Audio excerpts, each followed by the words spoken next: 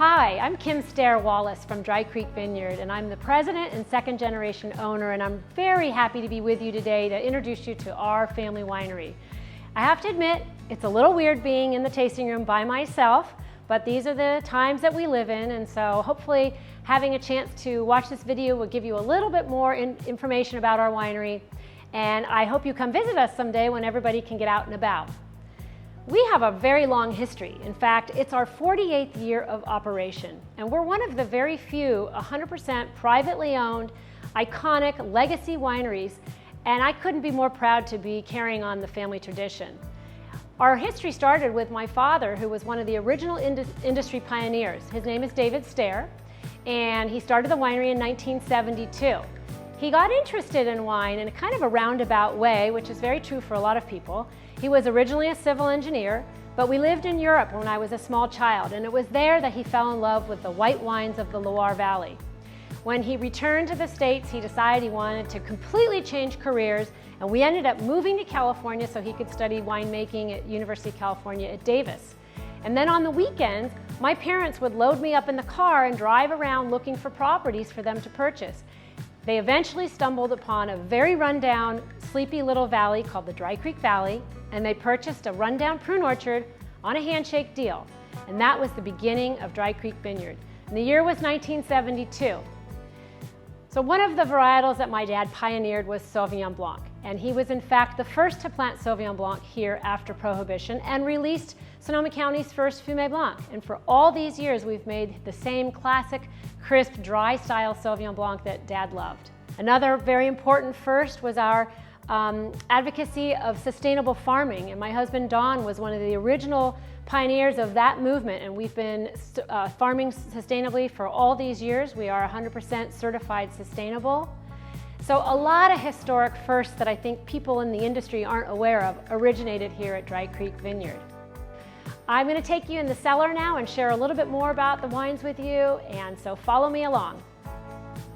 Come on into the cellar. Welcome to the cellar, everyone.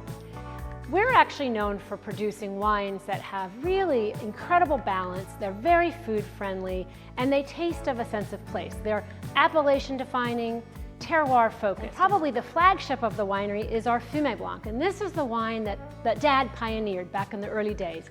And we have continued to produce it in the classic dry style. We celebrate the natural inherent characteristics of Sauvignon Blanc, such as lemon and lemongrass, and a little bit of kefir lime and some nice dried herbs, and again, a little bit of minerality. Bright acidity, so this is a wine that really is lively on the palate, excellent with poultry and all manner of seafood, one of our family favorites as well.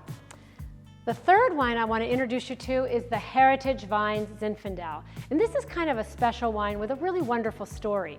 Dry Creek Valley has a wonderful reputation for Zinfandel, and many of the Zinfandel vineyards that are planted here were first planted back in the late 1800s when the Italians settled here. But over the years, we've seen many of these wonderful historic vineyards be torn out. So about 30 years ago, we started a propagation technique where we took old vine budwood from one of the oldest pre-Prohibition vineyards, and we grafted that onto rootstock planted in our own vineyard, actually right behind the winery where I live. And the whole idea was to try to capture some of the wonderful heirloom characteristics of great old Zinfandel. So spicy tones, wonderful black cherry, blackberry, fruit tones, and a little bit of nice plum, but with white pepper and coriander and cinnamon spice. And so the Heritage Vine Zinfandel reflects those flavors. This is also a wine that has received 91-point scores from the Wine Spectator 7 years in a row. And I think one of the things that makes it very special is the balance. This is not a high alcohol overripe style of Zinfandel. I love acidity in our wines. We love wines that are balanced, and so you have a high level of acidity throughout all the wines from our winery. The last wine is our Cabernet Sauvignon, and there's a number of things that make our approach to Cabernet unique. First of all, it's one of the few 100% Dry Creek Valley Cabernets available. And one of the reasons why Dry Creek Valley is so great for growing Cabernet is the high iron content in the soil, especially on the western slopes. here in the valley. And that high iron content gives us bright Bing cherry tones, some nice dried floral characteristics, a little bit of savory herb, so very multidimensional.